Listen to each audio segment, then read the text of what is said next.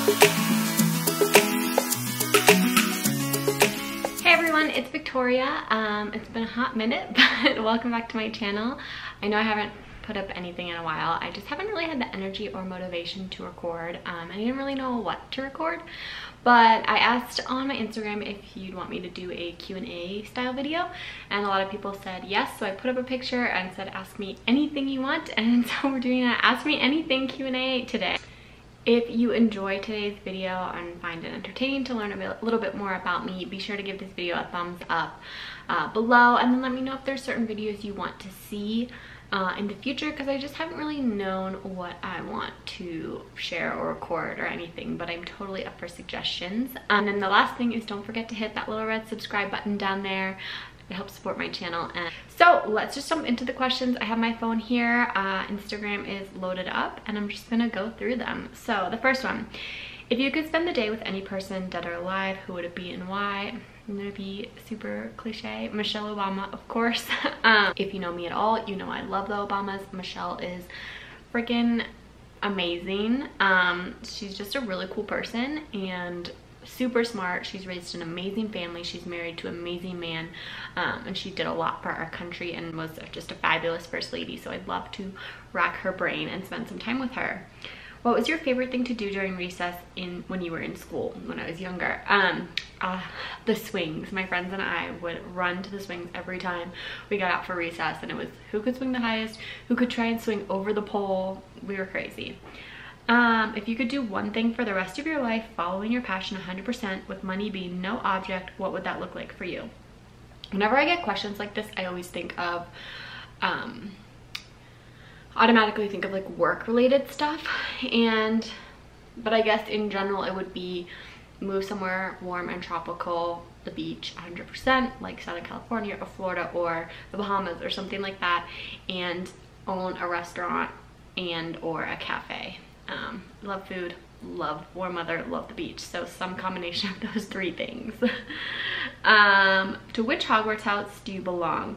She told me there's an online quiz, and I had to take the online quiz because I'm not a Harry Potter fan. Please don't hate me.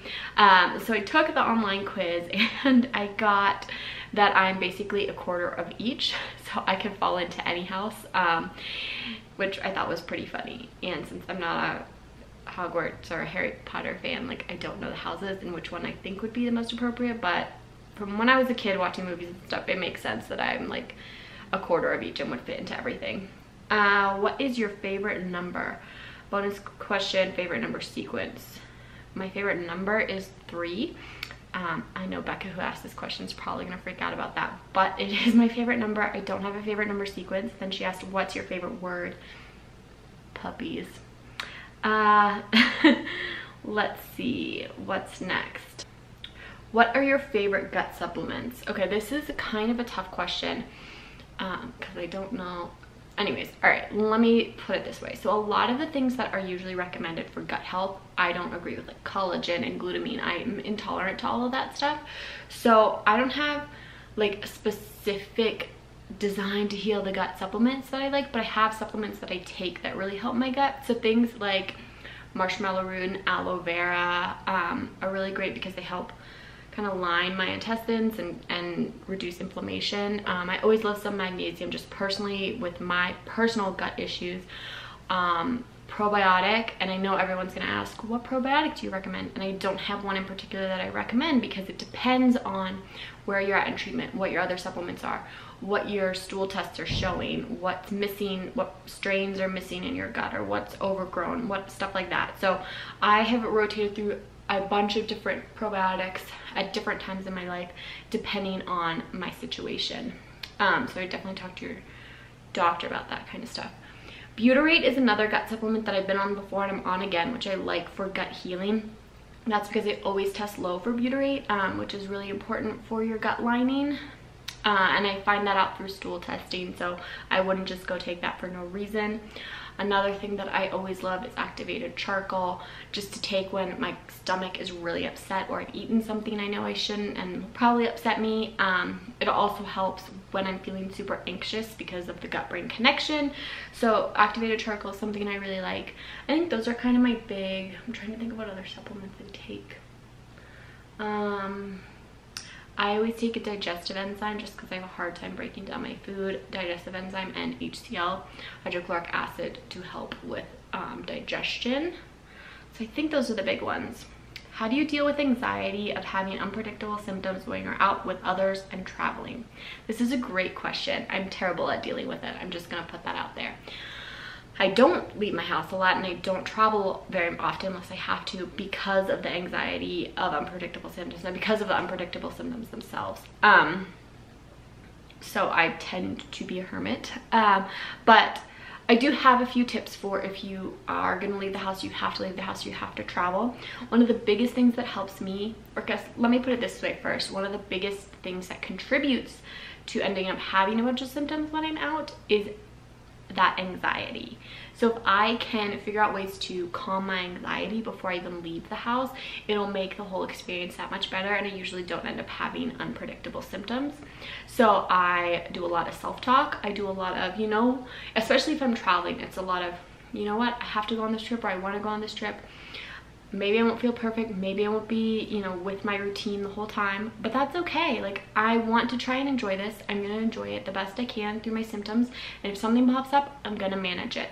I have tons of, you know, tools in my toolbox to manage symptoms, and if I have to pull some out, I have to pull some out. And the worst thing that can happen if I'm out with friends or out, you know, when I'm traveling, is that I have to go back to the hotel or go home or leave early, leave the event early or whatever, and go lay down, or find somewhere to go lay down, or go lay down in the car, and that's not the worst thing in the world.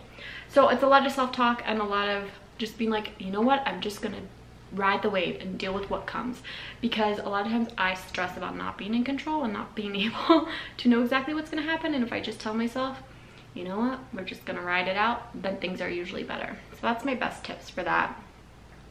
What is the worst thing you have been misdiagnosed with? The worst thing I've been diagnosed with, and I'm not sure, misdiagnosed with, sorry. I'm not sure if you're referring to like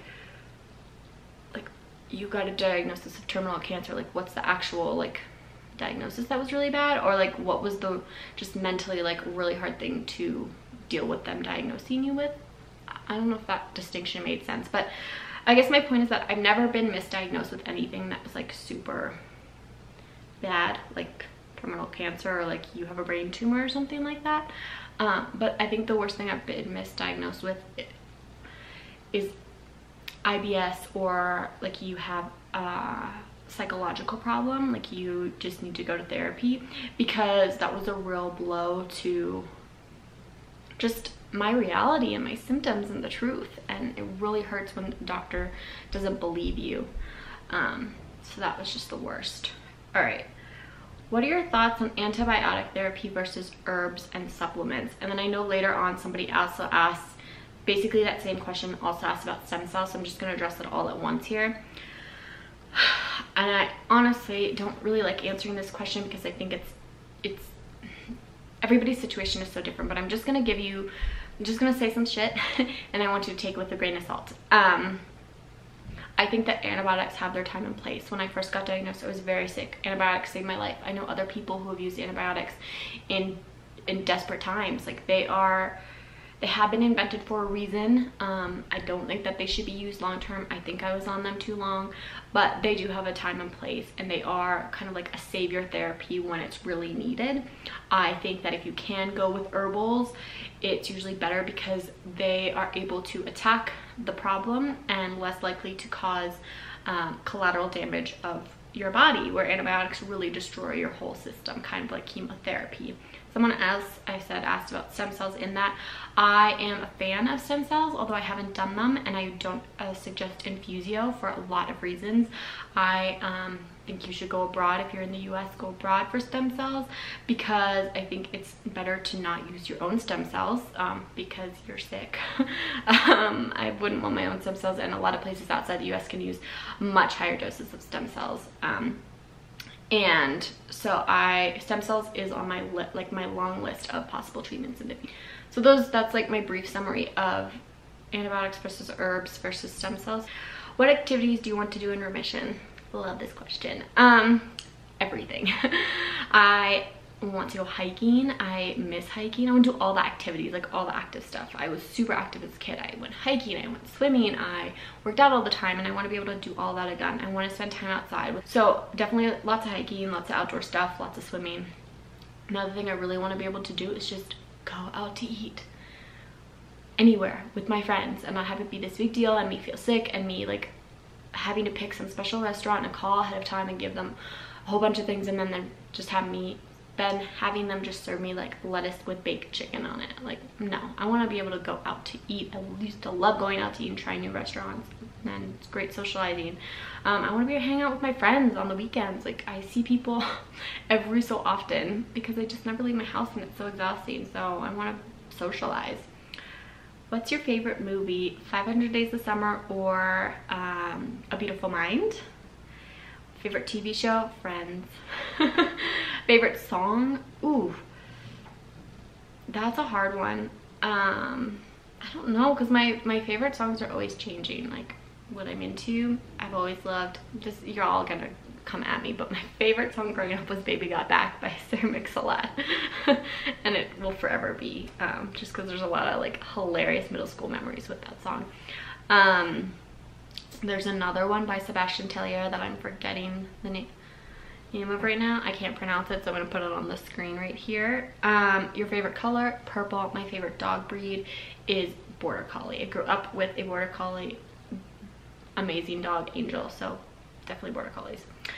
Are you in school? Do you have a profession? What are you studying if you're in school? So I'm not in school and I don't have a job right now. I actually started grad school for physical therapy a year ago, and I had to withdraw because my health couldn't handle it. So right now my job is taking care of myself, is dealing with all these doctor's appointments and trying to get my health back on track.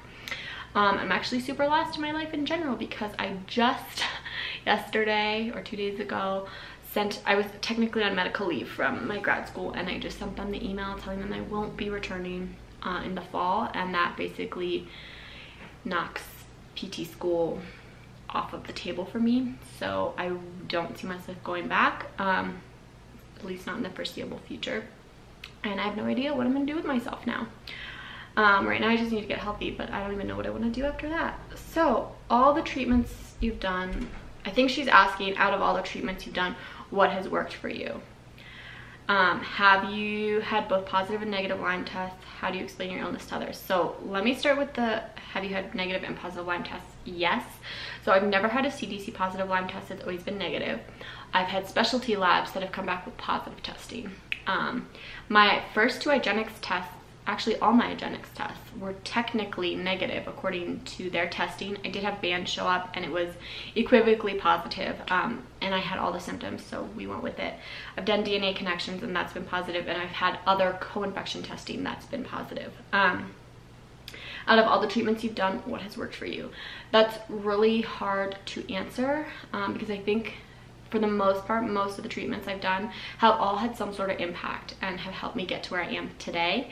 But I'm not in remission, so, and I'm not, you know, 100% healthy by any means. So that's like kind of complicated to say. Like when I got really sick, antibiotics had their place, and when I finished antibiotics, I did herbals and they were really helpful. So if I had to choose one thing, herbals. They really got me to a place where I was working again and functioning again as a human.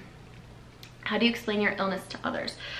That's a good question too, and it depends who I'm talking to. So if it's a total stranger, I don't usually bring it up. If it comes up in conversation, I usually just say, like, sometimes people will notice my report and be like, oh, what's that? And I'll be like, oh, I have an autoimmune disease, or I have a immune system disorder, because a lot of people like can just relate to that quickly. If it's gets into a conversation or it's somebody I know better and it's like time to talk to them about it, I usually am pretty honest. I'm like, I was diagnosed with chronic Lyme disease, and I deal with chronic fatigue and autoimmune condition, and I'm very open. Like, I'm happy to talk about Lyme because I want to raise awareness. I'm happy to talk about my condition because I want other people to understand chronic illness and that it comes in so many different ways, and that just because I don't necessarily look sick doesn't mean I'm not. And so I will explain as much as somebody is willing to listen. But I usually try and use like main terms that other people know, like chronic fatigue, autoimmune disease. What I have, like, IBS, we'll get into that in a moment because somebody asked a question, but that's like what I explain it with like big symptoms that other people get. What is your MBTI personality type?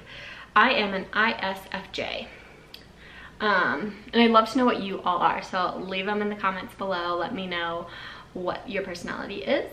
What are other chronic illness Instagrammers or YouTubers do you recommend?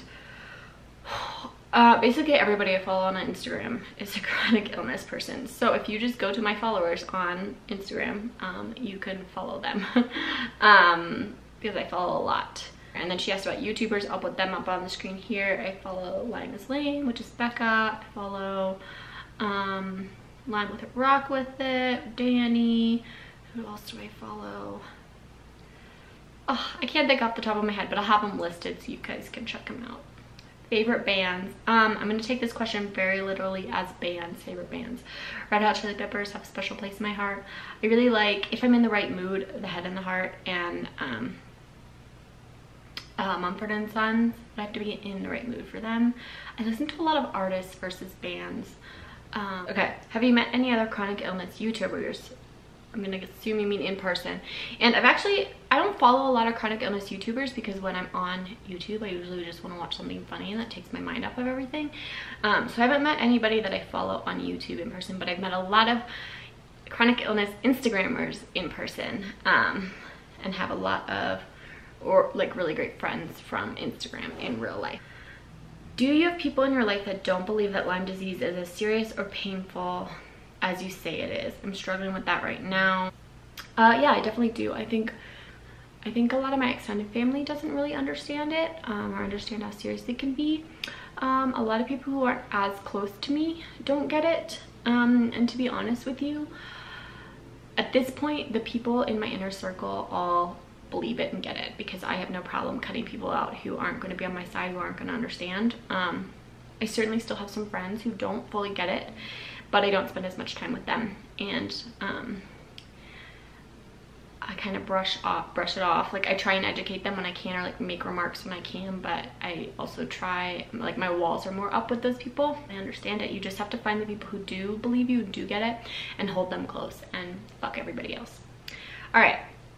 Do you have any sexual desire at all whatsoever? Lyme stole mine. I only have less than 0 sex drive, but also have pelvic pain and hormonal issues that make sex about the last thing in the entire world of any interest. I blame Lyme, but curious if I'm alone in this symptom. So I initially wasn't going to answer this because it's felt a little personal, but I decided I would answer it because, one, I love talking about like cliche things and things that are taboo, even though they shouldn't be taboo. And then that question started a whole discussion on my Instagram page. Like, that comment, there was a whole thread of comments after it, and I was like, this is something that needs to be talked about. So no, actually I don't. No sexual desire. I don't even want people to touch me or to be near me. And I get a lot of pelvic pain, so I also don't want anybody to touch me or be near me. And I think a lot of it is Lyme related, especially for females. Lyme loves the pelvic region, so there's usually a lot of pain, a lot of damage there. The other thing is that my growth hormone's really low, but I know a lot of other women, Lyme can affect hormones and it really messes with you. And so I thought this was actually a really great question, because I always thought I was alone in this, but clearly a lot of women with chronic illness experience this, which makes a lot of sense, because your body is fighting for its life. Like, it doesn't have energy to put towards that, towards making babies, when it's trying to save your own life. And you know, we're just exhausted from treatment. The act can really flare a lot up because cardio, working out, fitness. So yeah, I thought that was, I'm really glad she asked that question and we got this discussion going. So you can go onto my, I'll link this post and you can see like what everybody's been saying. It's really interesting. So, do you know or even care where you were when you were bit by the tick that infected you? Yes, I do know. And I grew up on the East Coast. I'm from Washington, D.C. originally. We had a river house in Virginia. I remember lots of tick bites every summer. It was like natural to get tick bites and pull them off. We always did tick checks at the end of the weekend. I always had them in my hair, always pulled them out. Definitely possible I got it from my mom in the womb, but definitely possible I got bit like as a baby and got it then, but probably got something from all these different ticks. I specifically remember one tick bite when I was about 7. We had done a tick check. We had come home from the weekend away. It was probably like Tuesday or Wednesday, and I like would feel my hair after a shower, like felt a bump, and I knew immediately it was a tick. And I called for my dad, and he pulled it out, and it was a huge engorged tick, like the biggest, grossest tick I'd ever seen. I was freaking out. I was like, oh my god, am I gonna die? And my dad was like, no, everything's gonna be fine. And that tick is stuck in my mind forever, so I'm sure I got something from him. What route did you decide to do to reach remission? I'm not in remission. Actually, we think that I might be in remission from Lyme disease. I haven't talked about this much, but I'm not in remission from like chronic illness and symptoms, and like in health remission. And I think what's gotten me into remission from Lyme, any combination of things, probably all the treatments I've done over the years, and I will link my Lyme story video up here, and treatment. I think I have a video about treatment, so you can watch more of that. All right, what type of exercise did you start doing once you had more energy to work out? I started when I could start doing things again. I started with body weight exercises like squats and lunges and push-ups. Now I do some, I do body weight and weights. So I do weightlifting type of exercise because cardio is just too much. I have a video about exercise with chronic illness. I'll link that as well. I'll link them up here on the screen, and then I'll link them in the description box. How long did it take for you to find a doctor to properly diagnose you with Lyme? From when I first started having it kind of depends when you count. Like, first started having like headaches and stuff when I was 7, 9. And I got diagnosed when I was 21. But then I got really, like, I started having a lot of issues that started driving me towards doctors when I was 13. So 13 to 22. And then when I finally got super, super sick to the point where like something's terribly wrong, we need to figure this out. It was only a couple months because I got really sick in February, beginning of February, and I got diagnosed at the end of March. But I obviously had a long history of health issues. Have you had to use Botox for anything? If so, did it help? I'm on the fence about it because it can cause bone loss and because Lyme itself. And she's asking about this for headaches. So no, I never used Botox. I'm not a fan of it. I wouldn't use it even for headaches. Because it can be really bad with autoimmune disease and with Lyme. The thing that's, I don't know if you've tried this before, but the thing that's helped me the most with headaches is acupuncture. What treatments have helped you most? I get this question so much about treatments. Like I said, it's really hard for me to answer that question because it's very confusing, but I'll just say herbals.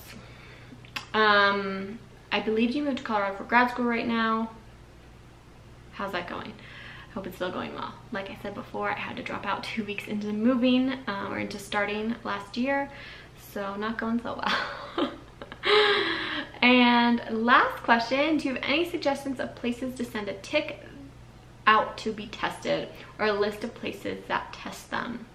Yes, actually, and I have to thank my friend Erin, who's Beating Bartonella on Instagram. She had sent me, I'm gonna put the whole list down below, but she helped me find a list of places to send them. A lot of states have local places or universities that are doing testing. Some of them are free, some of them are more expensive, some of them test co-infections and some don't. Like I said, I will list them all below so you can do that, get your ticks tested.